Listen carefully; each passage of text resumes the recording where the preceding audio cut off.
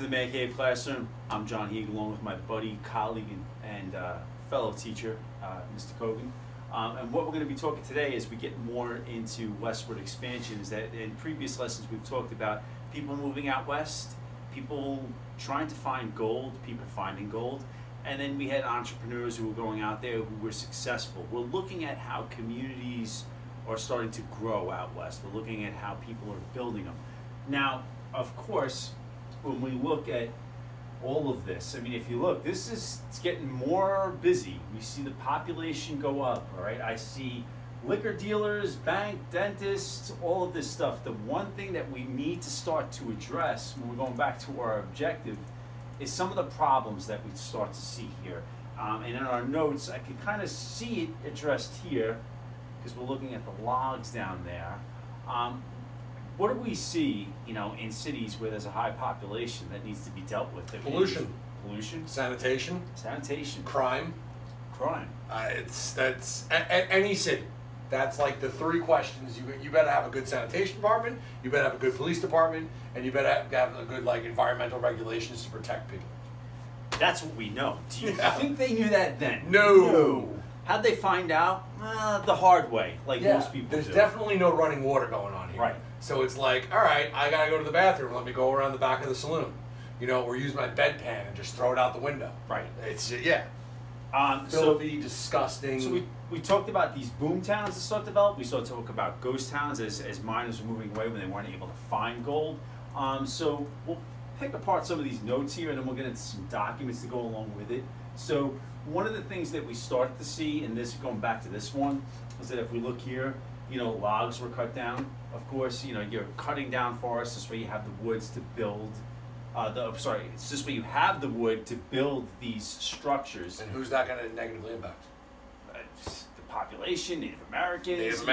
You know, the wildlife in those forests get pushed further away. Yep. Native Americans who over a millennia had adapted to their environment to hunt those animals and use those animals, and they used everything, like we said in the previous lesson. They used everything, whether it was the buffalo, the deer, whatever it was. Nothing went to waste. Nothing. So now the animals are being driven away, the Native Americans are being driven away. And, you know, of course, and this is something we'll get into separately, you know, as more and more people are going out there, as more and more towns and cities are developing, Native Americans are going to be forced off of their land. But that's a huge conversation, one that's still going on today about what happened there. Foreign miners such as Mexicans and the Chinese, they were treated unfairly. We talked about in previous lesson that, you know, when we look at the amount of people that are going out there that are getting engaged or employed in the gold mining as well, a lot of that cheap source of labor, and when we're looking at cheap source of labor then and now, is going to be from people who need money, and usually that's going to be an immigrant population that's going to come in. They're going to need to get money as quickly as possible, and the one thing that they're going to be qualified to do is this cheap labor. But they were treated pretty much unfairly. Let me get into this because, you know, if we look here, when we're looking at a particular immigrant group, we see that unfair treatment, but we're going to look here. But the one thing we see here is that, you know, these are your Chinese immigrant workers working on these gold mines. And like, if we get into kind of why they were treated unfairly, that's an important question to look at. You know, when we look at like the typical white American, yes, you know, the WASP, right, white Anglo-Saxon, which means English-speaking Protestant. You know, and then in come the Chinese immigrants who look different, spoke a different language, wore different clothing, worshipped different religions, you know, ate different foods. Like everything about them was different, and people don't like different. No, they don't. They don't. It's. I don't know if it's ingrained in us, but it's like. When you see different, there's a bully mentality that starts to take place. And I always ask my students this. It's like when you're in a room right. with other people and they're speaking a different language, how many of my students, raise your hand if you think they're actually talking about you? And all their hands go up. Oh yeah, they're definitely talking about me. Right. They're probably not. Right. You know, but it's almost that like that fear yes. that you have that they could possibly be talking about you. So the Chinese were I mean, they were so discriminated against, yes. to the point where when we get into the Chinese Exclusion Act, this discrimination will go on for almost 70 years Yes. before they're actually admitted into this country as citizens, as equal rights as we are. But they were hardworking. Oh, absolutely. They would work longer hours. They worked smarter. They worked Yes. harder. Yeah. You know, and it was like the shape. They built the transcontinental railroads and Weren't included in the pictures. Weren't included in the pictures. No. You know, it's like I say it all time and time again to my students that like American history is not all roses. No, You it's know, not. we've done some horrible things to some many different types of people, and the Chinese were just one of those groups. And one of the things that probably made them an easy target, and it's also not fair, is that you had a lot of these workers that were going out there that they were kind of staying to themselves. And people are like, okay, well they don't want to become a part of a society, they don't want to assimilate. But then here's the other thing too. If you go to the cafeteria, where are you going to sit? You're going to sit with your buddies. They are new to an entirely different cafeteria, and by cafeteria I mean a country here. Mm-hmm. When we're talking about cultures, customs, language, you're going to want to sit or settle in areas where you feel the most comfortable. So, and we're going to see this again when we get into immigration. immigration. Yeah. And when you're looking at the fact that they kind of like stuck together, that was another thing that people did not like. Now, when you're looking at the discrimination they faced, when you look, and when we talk about how the Chinese not only survived in these conditions where, they were the targets of violence or the, I guess you could say, things were stacked against them in terms of, they had to pay certain taxes because of that. They not only survived, they thrived. Their diets were different. When we talk about saloons starting to pop up in these areas, you had miners that would get paid at the end of the week, and then they'd go and spend all of their money at a saloon. And what do you see taking place at saloons? Drinking, gambling. They didn't do that, so they didn't have Blue Mondays, as James Bradley referred to in the Imperial Cruise.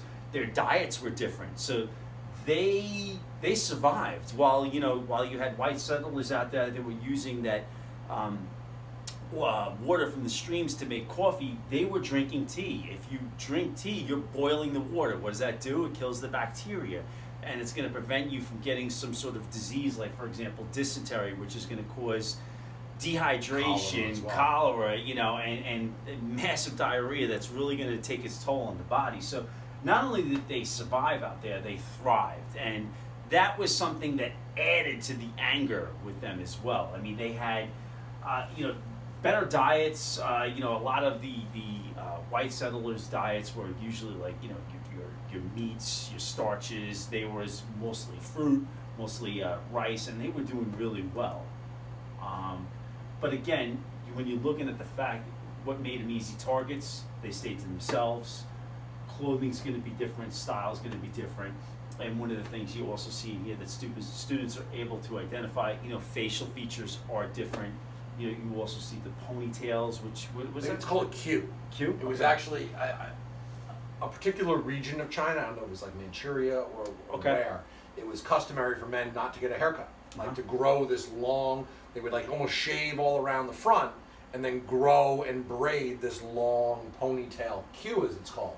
And it was very common when they were attacked that the white pioneers would basically just chop that off.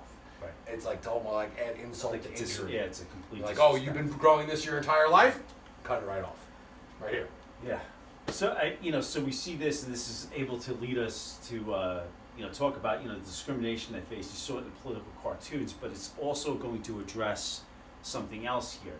When you start to see high populations in cities and towns, certain things that Mr. Kogan brought up before, you're talking about sanitation systems.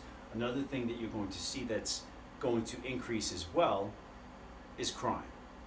Now, one of the things that we did bring up is that when you have high rates of crime, you need a force that's going to enforce those particular situations. And since the development out there and the population that moved out west developed so quickly, you really don't have a police force just yet. You don't have a government. You don't have a government as well. Because that's where they get that power. Right. The massive migration to California. Yeah. Hundreds of thousands of people in a short period of time. These boom towns spring up, and it's like, all right, who's the mayor? We don't have one.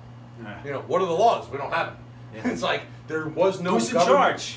Yeah, there was no government in place. Without government, without laws, without law enforcement, Yeah. you know, you're left to fend for yourselves. And this is kind of an interesting political cartoon here, this image here, I guess you could say.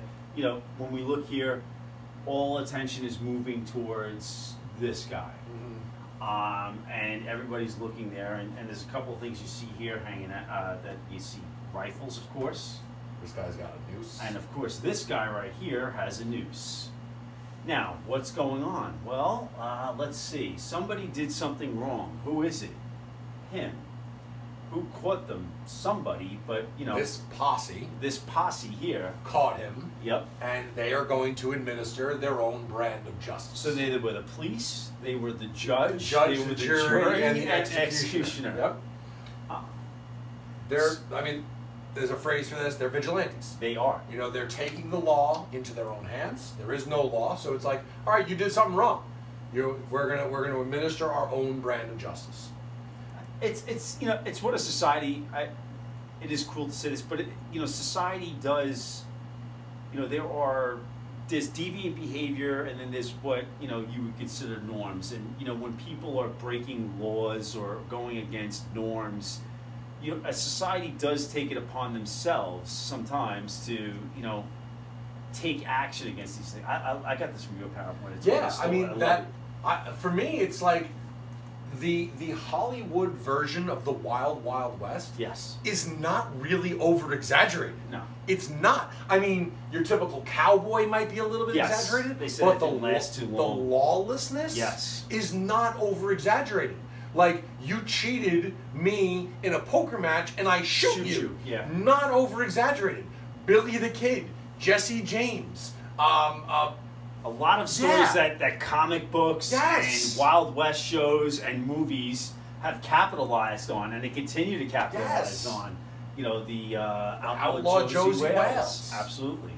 And of course, you know, when you talk about these self-appointed crime fighters, luckily with what's going on with movies, you know, by now people know the vocabulary word for self-appointed crime fighter, and it's going to be a vigilante. And everyone knows the greatest vigilante in the history of ever. Batman. There he is. Yes. At a certain point, I hear a child saying Spider-Man right now. That is the wrong answer. He's not a good vigilante. He's a vigilante. He's wanted by the police, just like Batman Yeah, was. whatever. Okay, Iron Man, right, got it. But you don't get any cooler than Batman. Then the billionaire. He's got a Bruce Wayne. He's got a mansion. He's got, you know, a butler. cool gear. Yes. He's a ninja. I mean, you do not get any better than And this. the evolution of Batman. Yeah, we want to leave our childhood Batman out because he did not really look cool. No, but those episodes Right. were awesome. Like the pow, ka-chow. You know, when we were like making fun of like same bat time, same. I mean, Same. my favorite Batman. I don't know. Who are you gonna go with? I mean, Christian Bale was really, really good. He sets the bar way too high. He was really, really good. But for me, it's still Michael Keaton. It's a lot of people say that. It's still Michael He Keaton. really And was apparently, he's coming back As another. because they're gonna make a movie of like Batman Beyond, Really? which has like an older Bruce Wayne, and like he's passing on the torch to a new Batman, and he's gonna come back as Bruce You Wayne. should have told me this off camera so I can really have the proper excitement words to go along with this. Now, here's the thing, and I include Batman here, and then I include this guy, which They don't know who this is. one person will go, "This is Zorro," Yeah. but here's the interesting thing about Zorro, and if there's a comic book geek out there that wants to correct me, by all means do it. But from the extensive research that I did in the archives of Google, here's what I came up with. Okay, Zorro, and there's kind of like some common ground here. Zorro was also a rich kid. He grew up in the Southwest. There was a lot of lawlessness taking place out there, you know. So people were robbing towns, cities, banks, whatever the case may be. So Zorro, this rich kid, decides to take it upon himself to fight crime. So now you wind up having, you know, this vigilante, this self-appointed crime fighter who is now going and fighting the bad guys. There's also like the Lone Ranger too. The Lone Ranger as Tonto. well. Okay, yeah. I mean, of course, why do we know about Batman? Great movies. They did one movie about Zorro, and one was too much because that was Well, awful. there was also the TV show when we were kids. Yes. Zorro. Yes. It was yes. like the whoosh, whoosh, whoosh. Yeah, You get yeah, to okay, see. yeah. Go to But he was commercial also Antonio Banderas. He played him. Yes, he did. And for those of you who don't know who that is, if you've ever seen the cartoon Puss in Boots, don't judge me for seeing it. He was the cat voice, you know. See, I could commit, you know, that guy. Okay, we're gonna move on. We're gonna move on. So go ahead, judge me. Yeah. I have kids. You have kids. It's all right. So just to recap, we have self-appointed crime fighters that we see here. People taking matters into their own hands. Hopefully that's abundantly clear after my Zorro discussion. You had lawlessness and disorder that did accompany, you know, the growth of cities and towns. That's something, you know, the high crime rates is something you see in high populations today. Towns did get organized with vigilantes. Movie coming out that I'm thinking about is Tombstone. Yep. And they were formed to fight crimes. They also had some sort of control over the city, just as any type of organized And all of group. this lawlessness and disorder is part of the reason why the compromise of 1850 gets hammered out. Right. You know, going back to the 7th grade curriculum for a Yes. second, you know, gold discovered 1848, gold rush of 1849. By 1850, California was a state. Yeah. Because there was so much crime and disorder, Right. Congress was like, look, we need to make them a state. we We need a governor. We need a state constitution. We need to start organizing that stuff and put it on lockdown. We need to enforce. Yeah. We really, really need to enforce. Anything else we need No. to add here? I No. think, you know, it's good. We got, Like us, follow us, tweet us, whatever. You got Batman. I mean, we talked about Batman. We, you know, Zorro. You know, somebody will call me out on how I was wrong on a fact, but whatever. You brought up Puss in Boots. I mean, where else are you going to get this stuff, guys? You Where don't get else? anywhere else. All right. Till next time. Be good. Be sure to follow us, subscribe.